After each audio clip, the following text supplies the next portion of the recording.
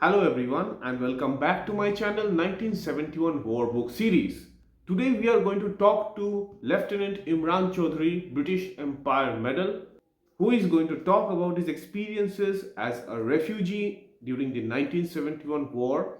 He and his family had escaped from Brahmanbaria town, came to Tripura where he stayed in the Surjo Muninagar special refugee camp, had a life with poverty during the stay in India, queued up in lines for rations, the rations that were provided by the Indian government to these refugees, and later went back to Bangladesh after 16 December 1971 when the Pakistani armed forces had surrendered. Now, today in this video, he is going to talk about this, but also about the life after liberation, the part of the history that we, both Indians and Bangladeshis, are unaware of. How life was for such people who came back from the refugee camps back to their homes in Bangladesh, and how were they affected later on from the entire war. Lieutenant Imran Chowdhury's father, Subedar Fazlul Haq Chowdhury, was a sub-sector commander in the Mukti Bahini in Sector 4, and his elder brother, Mr. Babul Chowdhury, had joined the war as a Mukti Jodha. So their stories will also be uncovered. What happened to them after the war? How did the entire family of Lieutenant Imran Chowdhury get affected during the war, after the war, and how the family reunited, including the entire efforts of the Indian Armed Forces. We will be focusing very much on this as well. The entire effort of the Indian Armed Forces, especially the engineers who worked in restoring Bangladesh to give a kickstart to this dilapidated nation after war. You might be aware that many bridges were destroyed during the war. Bridges, railways, telephone lines, literally all were destroyed. People were unable to move from one place in Bangladesh from the other, like what you might have heard regarding World War II in France and Germany. Such a condition was prevalent in Bangladesh at that time, just a liberated Bangladesh. So, how the Indian Armed Forces worked in making bridges, restarting ferries, repairing the telephone lines, and also restarting the Bangladesh railways. That will also be discussed by Lieutenant Imran Chowdhury himself. Also, I'm giving a brief description of what Lieutenant Imran Chowdhury is. He is a counselor in the United Kingdom and he has received the British Empire Medal due to his philanthropic and social services in the UK community. He has also written a book which is available in India as well, published by Saber and Quill Publishers, named Surviving Bangladesh Liberation War and Genocide 1971. So let's welcome Lieutenant Imran Chowdhury, British Empire Medal, to speak about his post-war experiences, including the reconstruction efforts dedicated by the Indian Armed Forces for Bangladesh, honoring both the suffering of the refugees and their families in the post-war experience and the contribution of the Indian Armed Forces after the war had ended. First of all, thank you again, Mr. Imran Chowdhury, British Empire Medal, to join this program and talk about your post-war, post-1971 war experiences. And I would say it will be having an emotional touch to it because it's not exactly of a war-like situation, but the entire post-war destruction that you have experienced, including a lot of instances regarding your family coming back home from the Indian refugee camps after staying in India for a brief while, I would say. So before we go to that entire experience, sir, I would like to know from you in short about the entire time period of your life and your family, of course, moving out from Brahmanbaria due to Operation Searchlight commenced by the Pakistan Army. Thank you, Devu. Thanks for having me. I'm really honored and humbled. 1971 is perhaps the biggest event of my life in the sense that it left an indelible mark in my mind's diary. It was the most tumultuous time, the most scariest time, and it was full of uncertainty, fear of death, and I sometimes pinch myself till today to find out how did I survive that 1971. It was impossible for me to paint a picture. I'm not an artist. Wish I was an artist. It is very difficult for me to even paint a picture with my words to explain what we have faced in 1971, the ferocity of it, the danger of it, the fear of death, the uncertain life. We did not have any means or any choice to make any decisions. We were just um, homeless. We were walking miles and miles and miles for a safe place to stay the night. So we were living in a subdivisional town in East Pakistan called Brahmanbaria, which is very close to Agartala. It is the Brahmanbaria Agartala corridor, very close to Agartala, say about 15-20 miles at the most at some points. And Pakistan Army cracked down on Brahmanbaria from two sides. One is Akhaura, which comes from Chittagong side, and the other side is the Voirab Bridge, which comes from the Dhaka side. So they were literally enveloping the town after a tumultuous air raid for 42 minutes by four Savagettes on the 17th of April.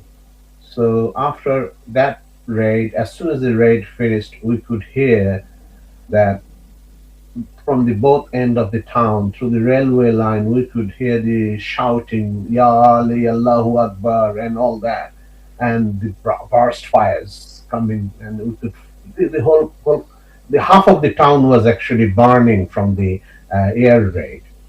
So we just grabbed whatever we could, myself, my two younger brother, my 15-year-old sister, and my mother, and we just left home. And after about a month and a half, uh, living in various places as a destitute, in relatives' house, in school. I mean, basically, abandoned school, closed down due to the war. We lived in a school, and then with some relatives, some were joyous, some were very painful, and the foods were not good, and we didn't have any clothings. We just in one cloth, we just left the home, so we didn't have money, and they were very generous, very, very generous, but it was difficult for us to stay inside Bangladesh because if you know about the Bangladesh Liberation War, Brahmanbaria corridor, which actually from is the main route to Chittagong and Sylhet and Dhaka. It is a very important hub. So for Pakistan Army to capture that area and disrupt all sorts of communication and movement, they were like patrolling the roads, patrolling the railway lines, patrolling the rivers.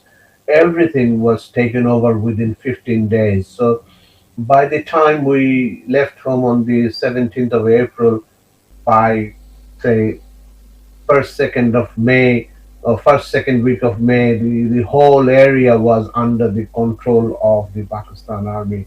Now, when I read about the history written by the Pakistani army officers, and I now know and I can see the relevance how they're now explaining which regiment was involved, like 22 Baluch and 31 Punjab. You know, all that regiment's names are coming to light. We did not know at the time, but now I know. So then we moved to India, and that was the most perilous journey, the most tumultuous journey of our life. We walked in one day in excess of 20 miles to reach India. So then we stayed in a derelict school for a night, and the next morning we moved in. The people of India is so generous; it's unbelievable. Strangers, we don't know them. We just walked into a house and we told them that, "Lo, we have just come from Bangladesh. We just crossed the border." First, we went to see the BSF camp. It's called Motinagar, Dhajanagar, Motinagar. It's very close to Brahmanbaria, Koshba, Akhaura, in between Koshba and Akhaura, very close to our ancestral village, which is about 3.5 miles from the border. And the BSF then found us. We gave our identity about our father's job and his ranks and everything. And luckily, my mother also served in the Pakistan Customs and land customs. So she was a deputy superintendent, and she introduced herself. And they were very generous to find a house for us in one of the houses nearby the BSF camp, and we lived there for month, I think, month or so. They were so generous. They gave us a room. They gave us some all the equipments to cook, utensils and everything, some pillows, some beddings, floor mats and all that. And we five of us were just sleeping in one room. uh, so then, luckily, there was a refugee camp which opened by the government of India very close to Agartala, which is about 5 kilometers from Agartala town, on the main road, the Agartala to Savrum highway. It's Okay. now a national highway. Mm-hmm. On the just about 200 to 300 yards off from that high road, high street of the motorway, whatever you call it. Our camp was there. It was called Shurjo Nagar Special Camp. This camp was established for the people from East Pakistan who were freedom fighters, serving in the army, officers, and then MPs, a lot of dignitaries, a lot of singers, a lot of poets, all these intellectuals and everyone. It was not a normal, um, Refugee camp. yeah, not a normal refugee camp. I'm not trying to show off or anything. We were very lucky Mm-hmm. because one of my dad's cousins, she was an MP, a member of parliament of Army League. She was a very tall woman. I mean, if you read any book about Bangladesh Liberation War, you will always find her name, Mumtaz Begum MP from Koshba in Brahmanbaria. She was one of the epitome of generous human beings. She gave us her room to stay. She happens to be my dad's cousin. So and then we lived there, and the experience that we had in that camp was life was hard. You had to queue up for the ration for all day and collect the ration. By the time you reach, I'm the only youngest man in the queue. Everybody is grown up. So Mm-hmm. because in my family I didn't have anyone. My elder brother joined the Liberation War. He couldn't find us to come back from Sylhet. By then we have left Sylhet. My Mm-hmm. dad into revolted from Shamshannagar. He is Right. the first EPR company commander to revolt to start the liberation war in Sylhet on the 27th of March in Shamshannagar airport. And then we don't know where he is. My brother couldn't find us, so he joined the liberation war, and not knowing where we are. So Mm-hmm. in that camp, we lived till the 16th of December. December. We moved from the camp to come back to Bangladesh on the 17th. Now, sir, But what before going into that part after liberation, I would like to know a bit about your December, especially the month of liberation. So, December, I would say both Mukti Bahini and Indian Army were preparing for an offensive in East Pakistan. So, as you were back then, I would say a child, how did I am, you I notice? am a child. I am a child, but I think I was 11 years old. Hmm. But bear in mind, I had to grow up. Right, right. I had I had five people in my family. I was the bread earner in the sense that I wasn't working to earn any food, any money to buy the bread, but I was the one who was receiving the ration. I had to go and cut fire roots from the jungle. I had to go and fetch water for my mother and sister and for cooking. And I had to go and do shopping for whatever little money we had. Hmm. We used to go for shopping. We never had any meat or fish because we couldn't afford it. we only lived on dals and vegetables. That's the Right. least we could do. And the jackfruits, we used to Mm-hmm. steal it from the jackfruit gardens and eat that. So yeah, it was hard.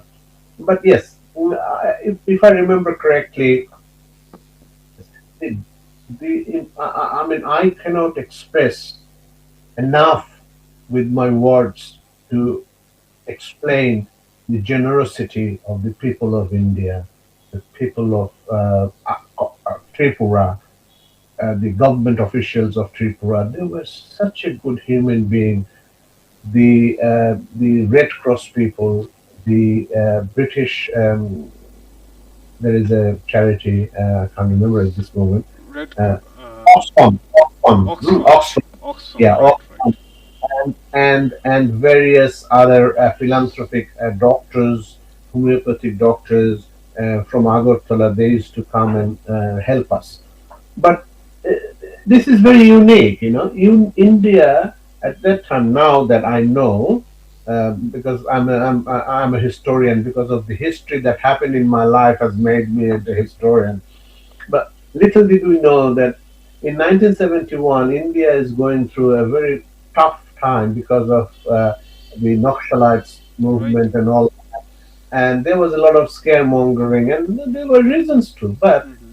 India, the government of India allowed the Mukti Bahini people to roam around the city and town and villages in open arms, basically. Right. So in December, what happened? We were actually sandwiched in between two sectors. Sector 2, which is about 6 miles away from us, Mm-hmm. which is very close to Akhaura, Mm-hmm. right? And we were very close to Akhaura, I would say 6 7 miles. And then on the other side, on the southern southeast side, we were close to Motinagar, Motinagar. which yeah, which was the headquarter of 9 East Bengal Regiment, Mm-hmm. uh, which was actually the sector headquarter of two sectors before it moved to Melagar. Melabar. Melagar was, say, 10, 11 miles, 11 kilometers away from us. Mm-hmm. So the whole of the 9, 7, 8 months in the refugee camp, I hardly ever slept a proper sleep in any of the nights, because either it is the shelling from Akhaura going towards Koshba and Akhaura, and from Melagor going towards Mondobag and Shaldanodi. So All and the all Pakistani army shelling, right, sir? both Pakistan and crisscrossing. So I used to fear every night that it could happen. One bomb drops in on the top of the roof of the camp, and we will all die. So I hardly could sleep. But from November onwards, I have never ever seen the built up like this, because we could see uh, from our refugee camp, if we walked about 250 yards towards the main road and the sub-room Agartala main highway, and we could see thousands and thousands of Indian soldiers, some wearing a different cap. Somebody looks like very Indo-Chinese. Someone looks very dark. Someone with a big mustache. The Sikhs, the Punjabis, and some tall people, very short people, the Gurkhas, and it's hundreds and hundreds of thousands of people were marching. And in Shurjamuni Nagar, where our camp was, there was a small um, shopping kind of. There were a few shops, three, four shops in shopping. So behind the shops, that was probably one of the resting places of the Indian Army soldiers. They used to sit down, and langar used to be immediately Mm-hmm. made. We knew all these things, seeing it in Pakistan time. So and they used to have roti and dal and everything, and we could go and talk to them. They were very friendly. I mean, in Pakistan time we couldn't do that, but the Indian soldiers were very friendly, very welcoming, and so that's the built up that we saw. Hundreds of thousands of soldiers walking, and you wouldn't believe the number of artillery. What do you Guns. call Artillery guns, guns. gun carriers. I have never seen. They look like a big palm tree. The barrel was so big, and I was only 11 years old. I never saw such big caliber. Now I know what is caliber, but that time I knew the width of it, and the barrels were like this, and they were like 12 feet to 20 feet tall. To me, Hmm. I've never seen that kind of weapons ever in my life. Then the lorries, the civilian lorries, the army lorries, the tea garden lorries, the names are already written. And on the lorries you have boats, you have speed boats, you have got engine boats, you have got the ramps to make Hmm. bridges, um, and what do you call PSP, perforated steel plates to make roads and all that. Hundreds of lorries from September, October, November pouring in. And where we were, Shurjamuni Nagar, it's all the choppers, the helicopters, the Mi-4. We never knew that they are known as Mi-4s, but now we know. Hmm. But that it was like a thing to watch. And they used to fly crisscross in the sense that when they were going to Akhara, they would come up and then take a right turn very close to our Hmm. um, uh, and then another one is to go across, which was perhaps going towards Chittagong or towards Melagor or Hmm. towards Saldanodi, because Saldanodi was one of the most fierce battles that happened Right. in Bangladesh First War. It was relentless. I mean, the gentleman who was later on, I knew him, I met him also. He was like a hero to me, Captain Ghaffar. He was like a folk hero for us. I mean, the stories that we used to hear about him Hmm. is unbelievable. One day the guy is in a boatman, camouflaged, going very close to the Pakistan army camp, and then opening with his SMG, firing, coming. All these legendary stories about him. He was like a huge hero for us. And then on the other side, Akhara was a relentless battle for all 9 long months. It never stopped.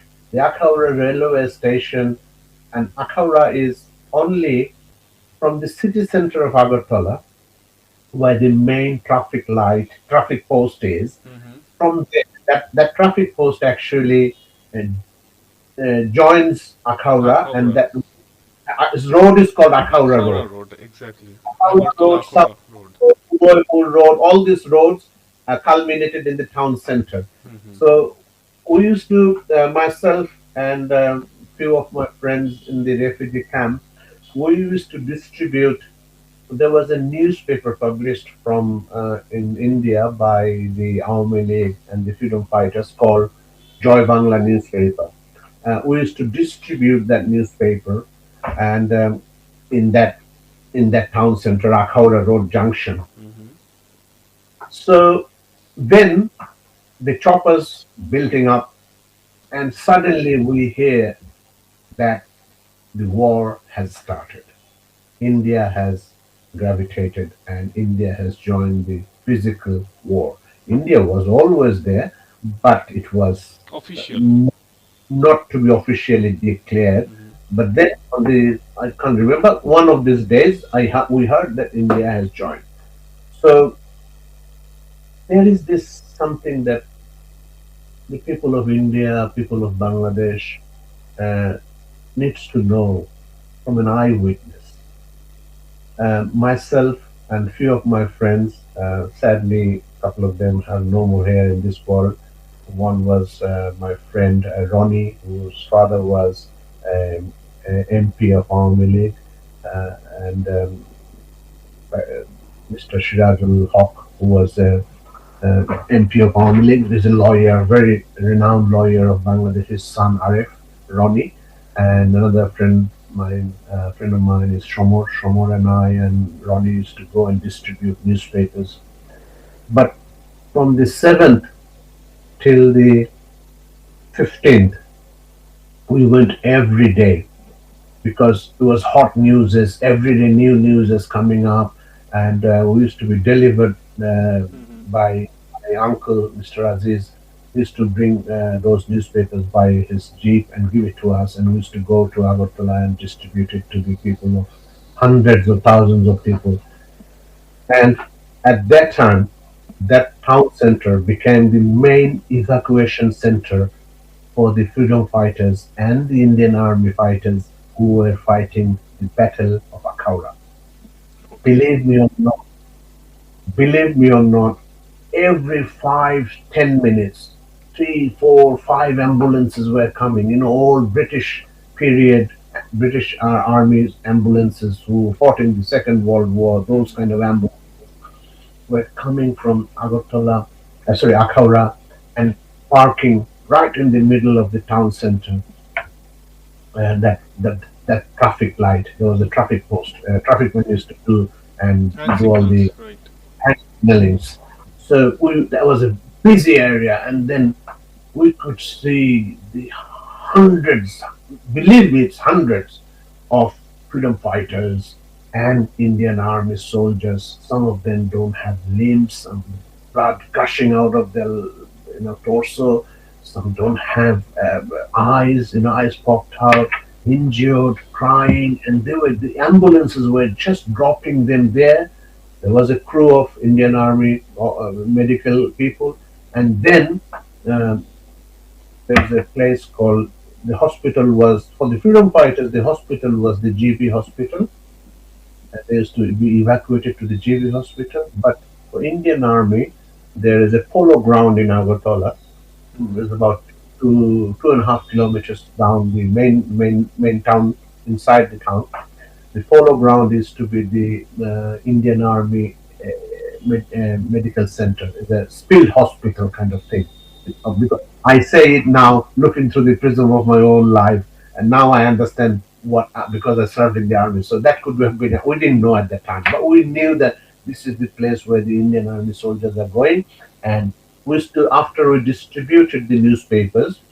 By the time, as soon as it finished, we three of us used to walk all the way to GB Hospital, and there was a ward called Joy Bangla Ward.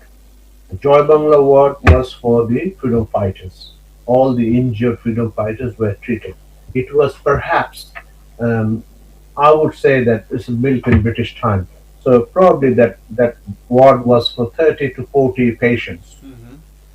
But when we went there, we used to go previously as well, but that was not that much busy. But from the 6th of December till the end of the war, there were like 300 to 400 freedom fighters injured, coming from Meghalaya, coming from Melagor, coming from Saldanode, coming from Bilonia, all the way.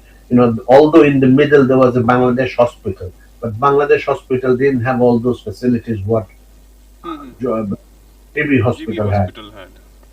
Oh my God! And we are so indebted to the people of Agartala and the nurse and the doctors. They were God sent messiahs. I I used to serve one of the freedom fighters. His name is um,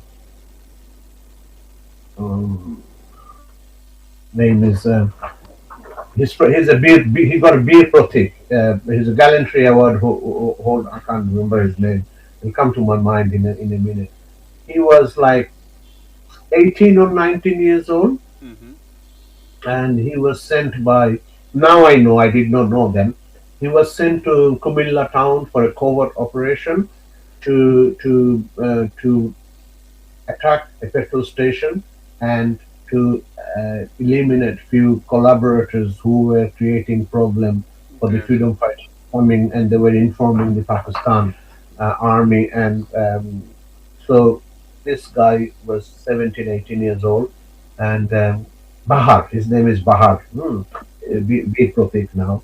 And I used to go and read him newspaper. He had a bullet injury in his left thigh, passed through straight away with the breaking the bone and everything. Mm-hmm. And he used to be in pain. So he was one of my patients. I used to look after him, bring water. I used to read the newspaper, what has written, just to give his moral boost and all that. So, but coming back in the evening, late night, we used to, and you were like, you don't have to buy any tickets for any train or bus or anything. All you need to say, we are Joy Bangla people, and everything was free for us. So it's to come back to the refugee camp, and believe me or not, now I know, but that time we did not know. The helicopters were running round the clock in the Right. dark. We could hear them, right? So now I read about the books written by the MI4 pilots and the other Indian Army officers who were on board those choppers, the helicopters. Now I read and I said, yeah, they went over our head because Mm-hmm. Agartala wasn't far from the air base was not far from our camp. Diagonally was very close. So that was we saw. So on the 16th, even 16th, Mm-hmm. we saw eight, nine helicopters flying over. We could see in the horizon.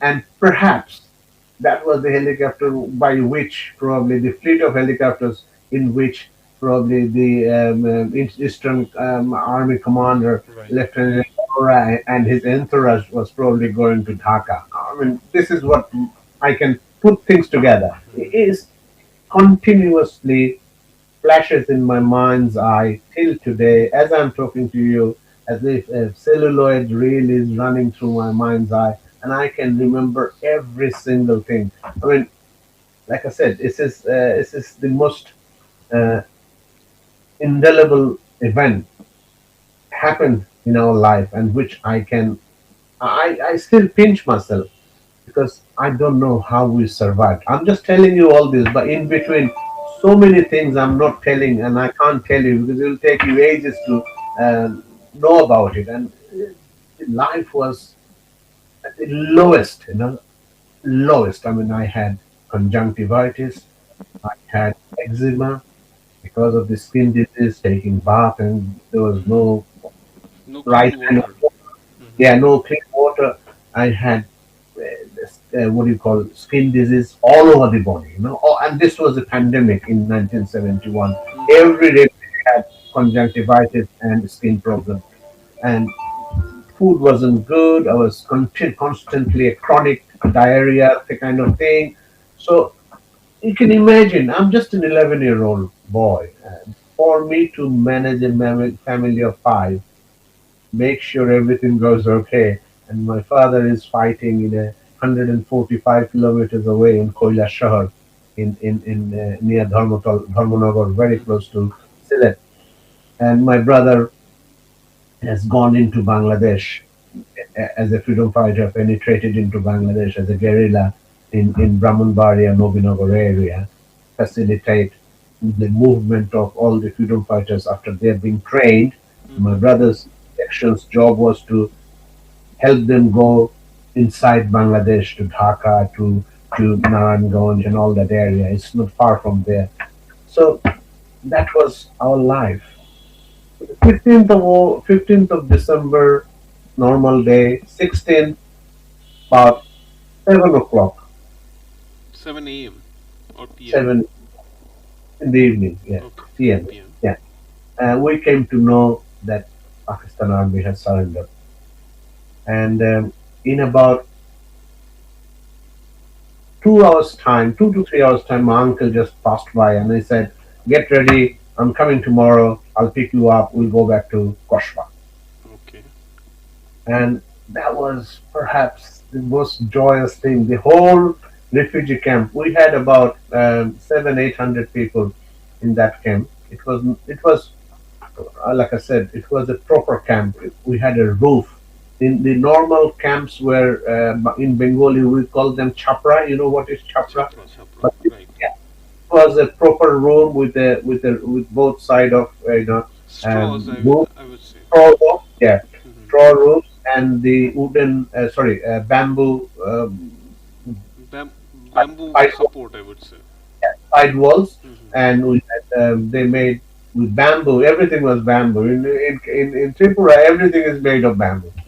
We had two beds, so and we just packed up whatever little we had. We had nothing.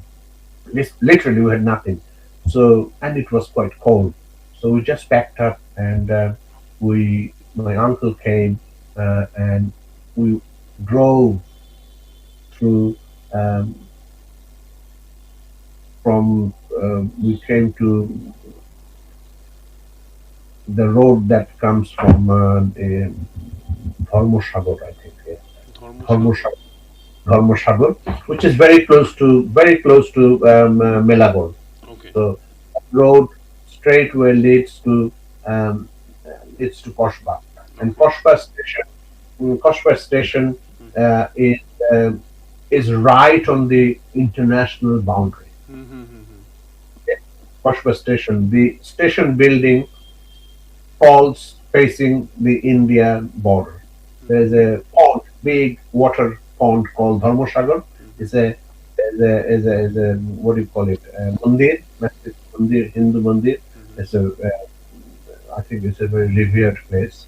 And there was a I think 30-inch wall in between the building, railway building, office building, and the rail line to protect the trains standing in the station so that if anything fired from India doesn't go and hit the Train. plane. This happened in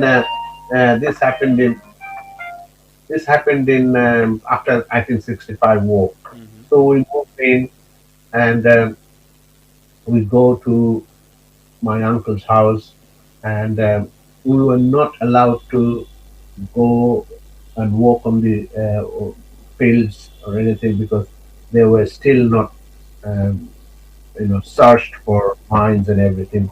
So we lived there for 2 days, and then we come back to Brahmanbaria where we were living before the war. And And how did you come back, sir? Like taking any vehicles or?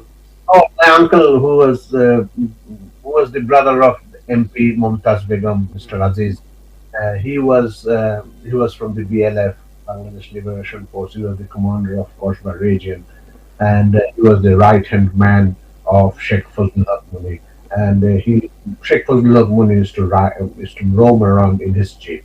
So Okay. he brought the jeep for us. We came with the jeep, stayed in their house for 2 days, and we hope that everything is fine. He said we'll drop you in Brahmanbaria. We went to Brahmanbaria, and we Back found home. back home everything is gone. We don't have a house. It's the Okay. whole block was burnt into ashes. The whole So house was burnt into ashes. only the window, the wooden Mm-hmm. frames were there, burnt wooden like a charcoal, and nothing was there. Everything was gone. So finding no other choice, we took shelter in one of our relatives' house, and that was 16, and we stayed there for 7 days, 7 8 days. There was no telephone, no communication with nothing. Um, Brahmanbaria town was completely obliterated, dilapidated. Um, Lots of Hindu installations, mandis were broken. The bridge to go to Kumilla was blown off, Mm-hmm. and the bridge to go from the town to the other side of the town, half beat was airstrike. So and so many airstrikes happened in Brahmanbaria is unbelievable. So yeah, it started on the 17th, but it did continue. Fierce battle happened in Brahmanbaria. Mm-hmm. The whole town was empty, dilapidated. So after 7 days, I was having rice. It's about 3 o'clock, and somehow I saw a jeep, a green jeep, CJ6. It's a kind of a jeep I used to remember. Stopped in front of the house, Mm-hmm. and a man comes out of the house wearing a Indian, what do you call it, monkey cap? The Okay. Indian Indian army Army cap. cap. Like it might be an officer, probably. Indian army cap. Mm-hmm. Tall man, very lean and thin. I couldn't recognize him. He's got a gun on his, and he walks in, and I saw it's my dad. Okay. I'm seeing him after 9 long months. When he came close, And I this was could in your recognize relative's place, right, sir? relative's place Okay. because he came for looking for us, went to our house, and that area was all burned. Then he thought, where can they go? If they're alive, they must be. Let me go and find my relative's house. He went to a few other relatives. They did not know we were in this relative. So he came and he saw us, and that was the biggest reunion. The first thing my father said, do you know anything about Babul? Babul was my elder brother. So we said, no, not yet. Mm-hmm. Last time when he went to see us in the refugee camp, he said, "Now I'm going in again after this break, 3 days break he had. I think that was September. September. Okay. That was September. So, and then and he told us that he will be in general area, so and so area called Nobinagar. Mm-hmm. So he was in Nobinagar. We told my dad he's in Nobinagar.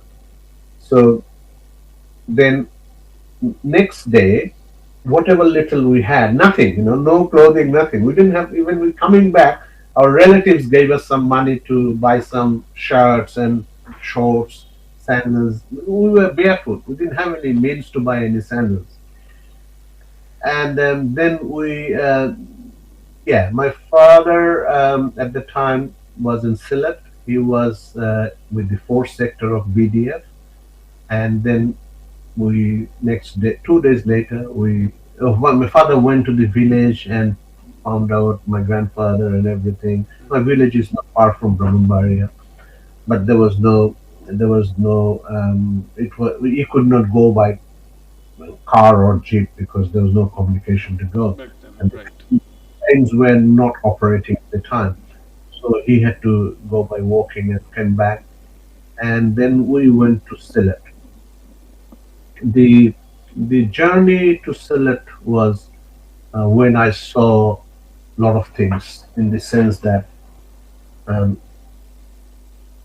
from as soon as we lived in Brahmanbaria for a couple of days, but we didn't have the means, we didn't have the energy to go and see the city. Whatever little we saw, that's it. Mm-hmm. Going to our house, and then from there coming to stay with the relative. That's all we saw. But when we drove through the town, and we could see the devastation. None of the telephone line cables were active. Right, was taken down. Half of the city didn't have electricity. Shops were burned. The whole town looked dilapidated. As we went further down, we saw the Titas Gas plant. uh, gas plant. Mm-hmm. The mandirs, the Mahadev mandir or some big mandir statues were broken. And then first, after about few miles, there was a big bridge on River Titas called Shahbazpur. The Shabazpur bridge, Bridge. the bridge was blown um, by the Mukti Bahini, Mm-hmm. the far end, no, Mm-hmm. far end, I think, yeah. So we saw the Indian Army was working to build a connecting Bailey Bridge uh, with the main structure and the Other you side know that was there. embankment. Mm-hmm. So there was a diversion road, put some pontoon together so that the Mm-hmm. uh, river was, luckily it was winter, rivers are small at the time. So there was a diversion made. The Indian Army was manning the diversion. The barrier is to stop, so then allow traffic from that side, and then barrier is up, then you go from this side. These were all manned by the Indian Army, and we saw the Indian Army people are working on the top of the bridge to build that bridge. And we saw all the way the railway lines were not working. The railway engines are littered in all of places. There was compartments in. There is a junction called in Teliapara. There is a junction, road railway junction. We saw Indian Army working there to put the trains together, and then we drove to. There's a there were twin ferries. One is called Sadipur and one is called Sherpur. Sherpur. To go to up Sylhet. In Sherpur, in the first phase of the war, there was a war and there was bombardment. My father was also involved in that war. He was April, right, commanding sir? April April 71. 7th or 14th of April. Mhm. So anyway, that ferries, two ferries consecutively. I think it's one river crisscrosses. Yeah, I think so. It's one river, Sulma River, crisscrosses in two places, and the queue of the Indian Army fleet. I was only 11. To me, it felt like it is at least 300 lorries and jeeps and ambulances lined up to cross the ferry. Mhm. And we were waiting, and it was cold December, By the time it became dark, we were at the end of the tail of the ferry. And then my father decided, okay, let me go and talk to the officer. So he went, and there was a brigadier or someone. We knew the ranks from a very young age. And my father went and introduced himself, a massive salute and all that, and said, "Sir, I'm stuck with my family. Would you mind allow me to give a chance to go faster? And I'm so and so." So Mhm. once had his rank and all, and he was in fourth sector. So they said, "Yeah, please, please." I उनको जाने के लिए called an MP and said, "Take his jeep," and we were so privileged. We were shivering in the jeep because there was no hood, that it was all open jeep. There And was no Sylhet, hood. that side is very cold because of Very the cold. hills. Yeah. So then we crossed that bridge. We did the same thing in the next bridge, the Sadipur. Mhm. The first one is Sadipur, then is Sherpur. Crossed. We came to Sylhet town. We are going to the fourth sector headquarter was established in the present day medical college, and the Jamia school. There was to be a Islamic school, Jamia school, which used to be the three wing EPR headquarters. The EPR wing father used to serve before the war. Mhm. So C.R. Dutta, who was the brigadier, Colonel C.R. Dutta at the time, who was the sector commander, he told my father, "Where do you think we should set up the Headquarter. headquarters?" And my father said, "Do it in three wings because we have a lot of empty buildings." Because at that time, the present medical college was being built, so it was empty. Mhm. There was not done properly. So he moved there. So we came. Then we come to Sylhet main bridge, and the main bridge was blown, right? Okay. And I think first day we saw flag lights and everything. And Indian Army officers and Jawans are working on the bridge on the top, and we had at the bottom we had a small ferry. It could only take probably two to three cars, only very small. So it used to ferry us. We ferried, and then we went to our bungalow. There was a bungalow inside that premises. So the first bungalow was ours. So we used to live here just in the entrance. And that was the first time we had lived in a building, Proper proper accommodation, I would say. accommodation, and the people, because the beauty was my father mm, was serving in the three wing APR. He was the company commander of Bravo Company. He was sent to Shamshernagar Airport for internal security duty. He revolted with his company, and all through the war, his boys was all with him, All with right? him. Hmm. If you read C.R. Datta's, Brigadier General C.R. Datta's book, you will see my father's name mentioned everywhere. So, in fact, all the history books, whenever the topic of Sylhet and revolt of Sylhet and operations of Sylhet starts, they will find Fazlul Haq Chowdhury, company commander, three wing APR. You will always find his name. So these boys immediately got some blankets and pillows and everything. I think my father also told them to arrange something because I'm going to bring my family. So it was all done, and we started living a proper life after all that. But Life was so precarious. I couldn't sleep. I had nightmares. I used to wake up every night. Mm-hmm. So it was like 27th of December. Mm-hmm. No news of our brother. Yet, Then, even now. yeah, nah. My father got suspicious and he said, "No, something is not right. Let's go and look for him."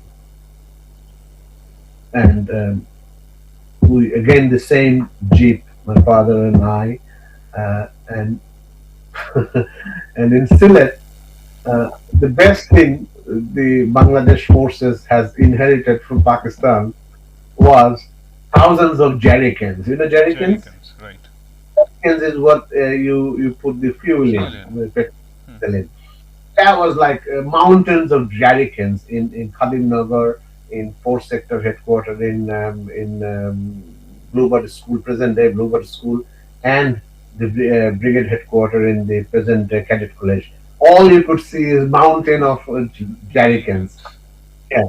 So my father got three jerrycans full of petrol and two guys from his company at the back, and the driver was driving. I'm in the middle and father in the corner. So we started, and from as Brahmanbaria, we went to all the Mukti Bahini camps. We went to first Bengal in Sri Mangal. I think they were in Sri Mangal. We went there. Then we came to Brahmanbaria. We searched for my brother. In Brahmanbaria, there were about six, seven camps. We went to each one of them, got the sergeant major to fall in everyone, and my father asked, "Is so and so? Do you know so and so?" Yeah, nobody knew anything. Then we went to Muradnagar towards Kumilla, and same, all the roads and bridges were broken, the telephone cables were on the floor. India, you could see Indian Army pickups and jeeps were running cables to fix the overhead cables for the electricity, the bridges, Lampposts, right? and creating diversion, because luckily the war ended in December. That time, the rivers or the nalas or the khals are very small. The stream is very low. They could go all the way down and make a pontoon and make a culvert kind of bridge to start the communication. So we went to Kumilla cantonment, same thing, and then from Kumilla, somebody said go to Choddogram. We went to Choddogram. There also no result. We Deep again came south. back. Mm-hmm. Huh? Deeper towards south. Up towards Chittagong. Mm-hmm. So came back, and then we went to a place called Chandina. It was a big freedom fighters camp after the Kumilla cantonment. Went there. Then we went and somebody said about my father asked people where is the next Mukti Bahini camp. So there's another camp in Iliadganj. We went to Iliadganj. From there we drove to Daudkandi. No, from there we came to Jatrabari. It's a massive. Now I read those in Indian books and Bangladeshi, but these are all I have seen. So the ferries, we had two big ferries in Meghna River, and those ferries were manned by the Indian Army. They were those ferries, and it was their pontoons that were moving Working at that time. the ferries to move. Mm-hmm. And in Jatrabari, we came. I think the Kachpur bridge was also blown, so we crossed that over. And in Dhaka, uh, from as we entered Dhaka from the Bhairav Bazaar and that end, Mm-hmm. Noshing the end, Washing the end. Right. and Noshing the end, we from that we went to almost all the Mukti Bahini camps to search for my brother. We couldn't find. Then we went to Tongi. Tongi. Tongi, the bridge was blown, so there was a culvert. I think, yeah, there was a Bailey Bridge or something, or a diversion. I can't remember. From there, we went to. People said go to Tangai. So we went to Tangai because Kaderia Bahini was in Tangai. People Mm-hmm. said, "Well, let me go." and we went to his camp, which is still flashes in my mind's eye like a broad daylight. It was Bindu Bashini College. It's a school, I think. Yeah, school, Okay. not college. In Tangal. I've never been to Tangal. That was the first time I've been, and that was the last time I've ever been. And then he inquired. Hadith Siddiqui was a generous man. He, I don't know, he sensed probably that my brother is gone, you know. And he gave us so much of respect, fed us, talked with my father. All the he had an army of his own, man. If I saw his arms and ammunition that lined up, Lined up yeah, lined up. It's like an army. You know, he was an epitome of a man. For you know, he was back then. Hmm. a brigadier or something. I don't know. He had a proper army. I was like seeing something like this was eye opener for me. So then we did not find anywhere Babul Chowdhury. Nobody knows an existence of that name. So then we came back to Brahmanbaria, stayed in the relative's house, and somebody came and said that you're looking for Babul. I said, yes. He said, I think you should go to the Brahmanbaria jail. I don't know the rest of what he said. I know that he said about jail. So we went to the jail, Brahmanbaria jail, and we found his name. He was brought in to Brahmanbaria jail on the 12th of February, and February. February. 12th of November. I'm sorry, 12th of November 1971, Okay. and they were daily they were tortured. There were about total 20-25 of them. By Pakistan And Army, sir. Or yeah, of course. They were captured by Pakistan Army in Nobinagar. There is a village called Bidgor where they used to operate at night, and they used to sleep in a boat in the hmm, middle of a small bush and to work at night. The Mukti Bahini people were coming from India to them, and they would then take them and drop them off to next groups so that they can penetrate into Dhaka, hmm, Kishoreganj, Shinde, and all this beyond. We will go to Faridpur and all that. hmm, hmm, So that was their job to do this, and they were captured, stopped by the Rajakars and the collaborators, and they were all captured live and taken to Brahmanbaria. They were they were put into into the jail, and they used to take them out every day to torture, and they used to torture them in this cell. And on the 21st of November, which was the Eid day, our religious festival day, hmm. Eid al Fitr, and nine or ten of them were taken away, and they were killed in the bank of River Titas and left their body to rot. And we found that from eyewitness who were in the jail, and we gave our brothers um, pictures and all. They said yes, there was a guy, and his name was there, Babul Chowdhury, and my father's nickname was there. He didn't give the full name, the official name, colloquial name. He gave the colloquial. You know, in Bengali, we all have a nickname. Right. So, my father's nickname was so and so. Koka. He just said Koka Chowdhury. That's a Babul Chowdhury, Koka Chowdhury, and also my brother's original name was Mumin, but he put Koka Babul, his nickname. So then two and two, and we knew then that he was killed. So, uh, well, it was sad. It's very sad for us, How did you and break it to your family, sir? I mean, you and your very father. hard, very hard. My father was broken. On the contrary, my mother was stronger, but my father was completely broken. I mean, it took 4 or 5 years to build, but on that, I mean, um, my father then decided, okay, move on. But he was so broken, unbelievable. Uh, He never thought that. He never thought that he will. He thought he will not come back, but in his wildest of dreams, he never thought that his son is not going to come back. So it was very hard. So then he went to our village in February 1972, and my father used to study in Calcutta. My grandfather used to work in Grand Hotel. Eh, And in 1946, during the riots, my father had to leave.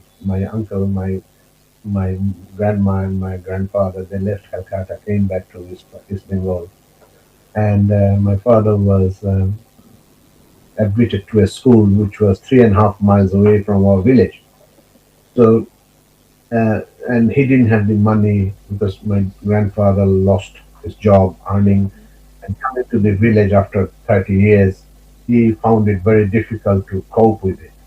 So my father didn't have any money at the time. So for him to take a train, which only few pence, but he didn't have that few pence. He used to walk 7 miles, 3.5 miles, 3.5 miles both ways, 7 miles. And my father one day thought, if I ever have any money, I will build a school in this my village.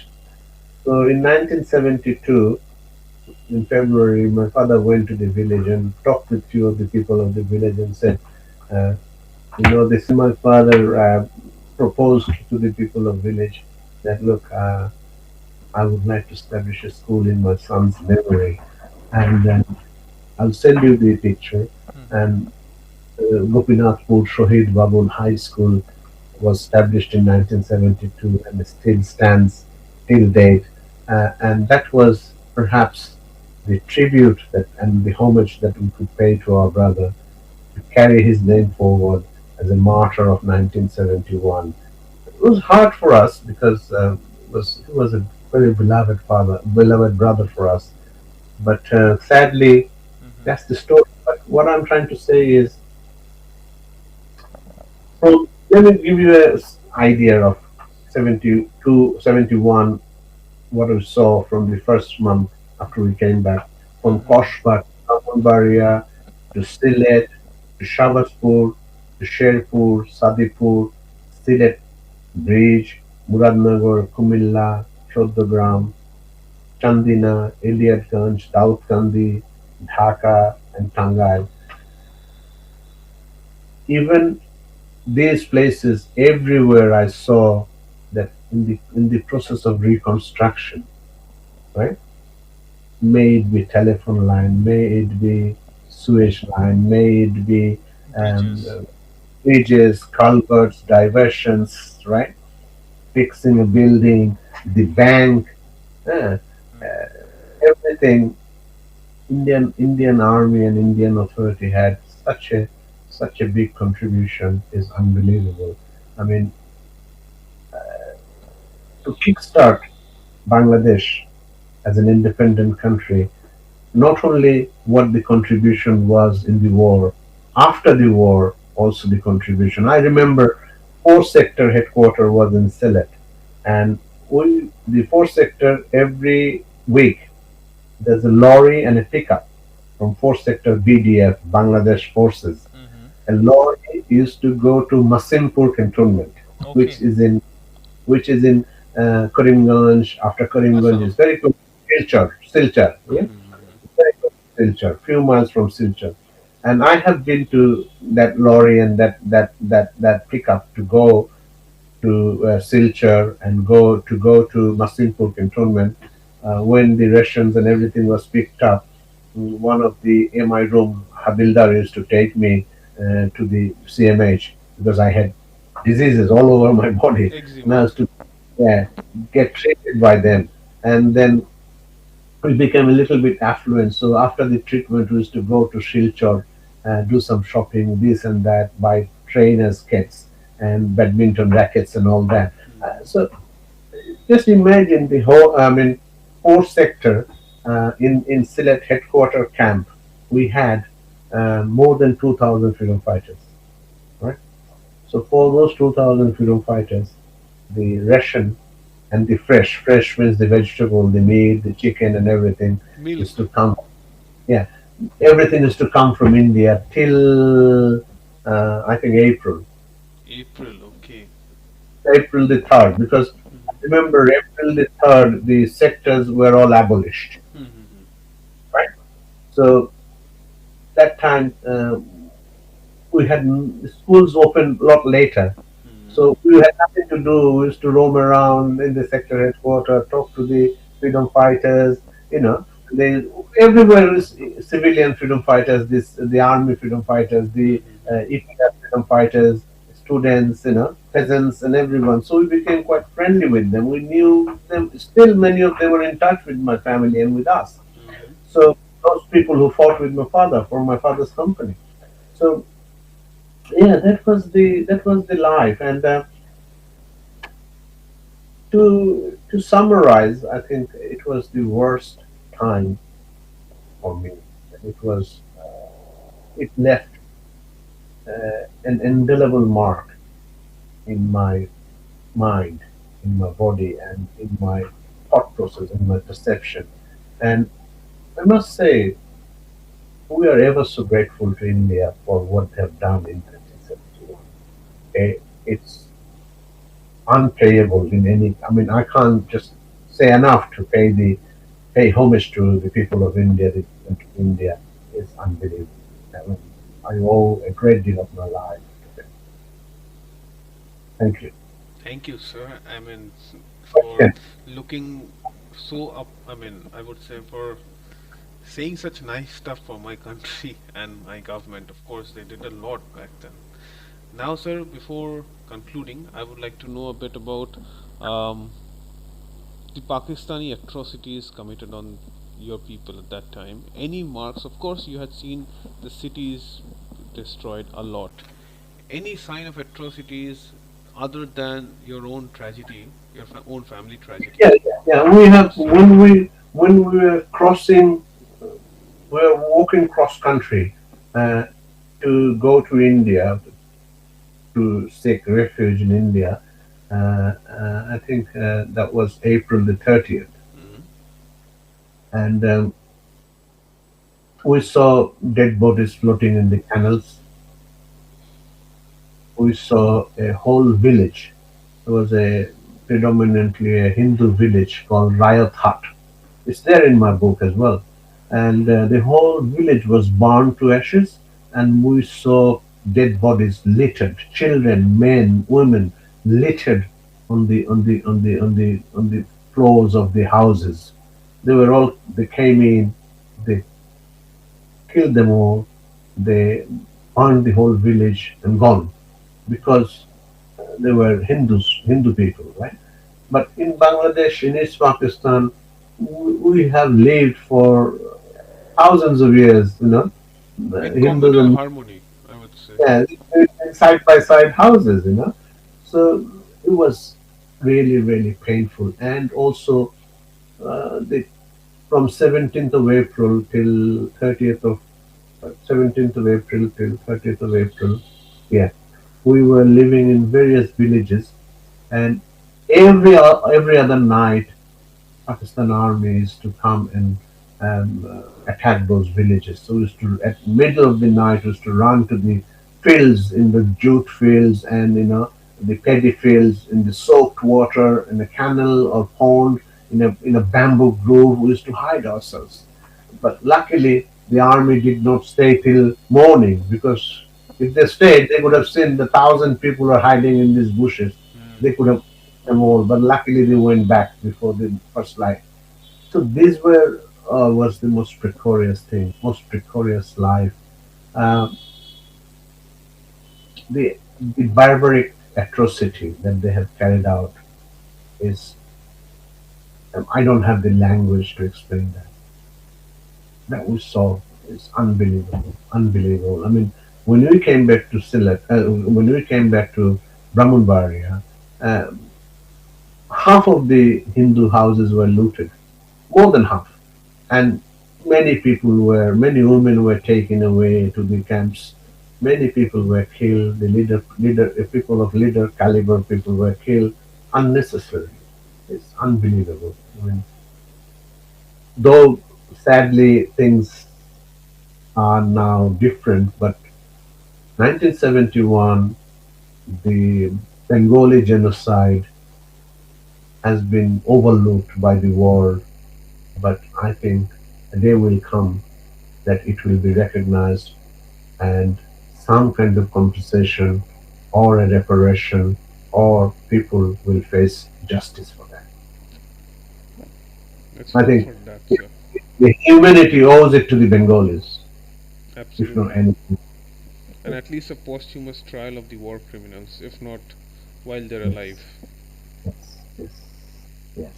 It has to be, there should be a closure to it. Otherwise, this will keep on, giving heartaches. Maybe not only our generation, generation after that as well. So yeah, it was the worst human catastrophe. I sometimes wonder how we have survived. It's unbelievable. The food, 9 months, we never had a full belly food, never had anything enough. And the beddings, the sleeping arrangements, the roofs, the fear of death is the worst thing of life. Hmm. You don't be dead, not wake up next morning, you are killed, butchered. And that is the worst thing to have.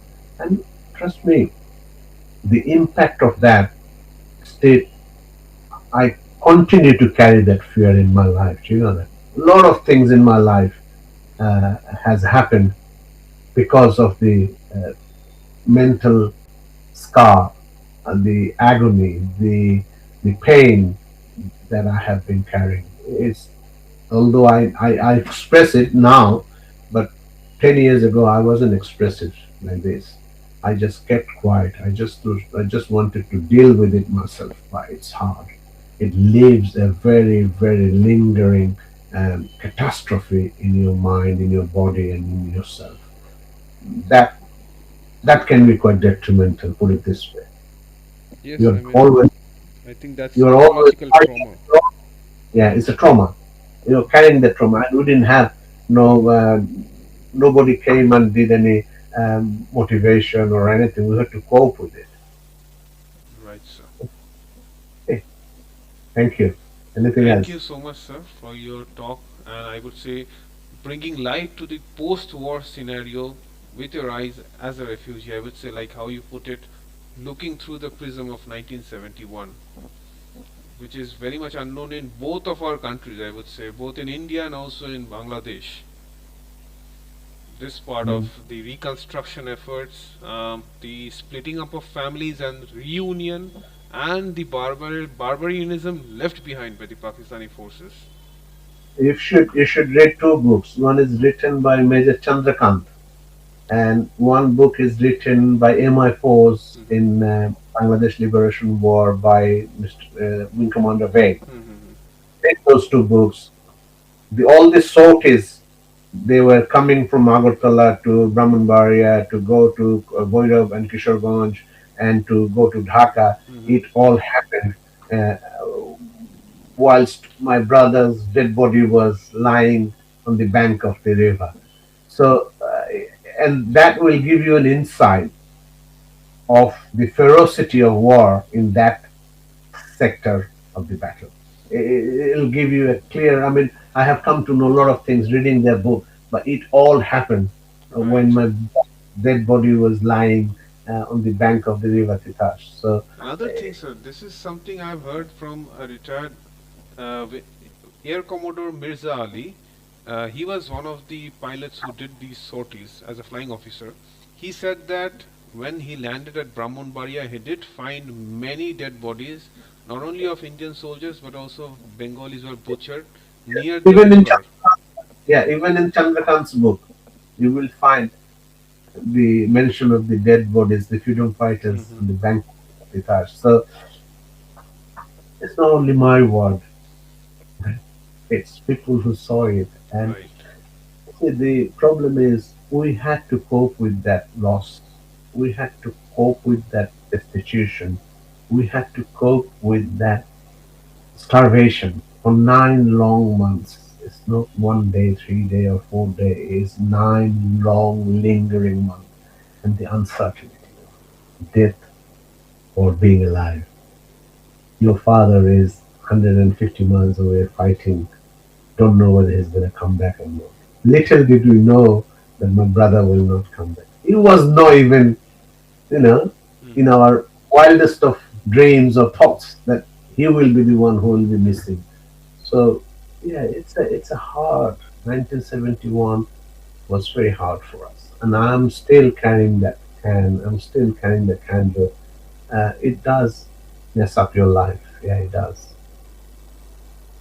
Indeed, sir. Thank you. But nevertheless, we owe a great deal of gratitude and homage to the people of India, the Indian Army, the Indian Air Force, Indian Navy, the Indian government, of course. They were like gods and messiahs for us. Right, You sir. were, you were not born, but was if you were born, then only you could understand. Comprehend, I would say, at least. Yeah, you could understand, comprehend where I'm coming from. Okay. Goodbye for me. Goodbye from you, and I'll speak to you soon. Thank you, Take sir. care. Thank you again, and Thank we'll meet again. Absolutely. thank you. Thank you.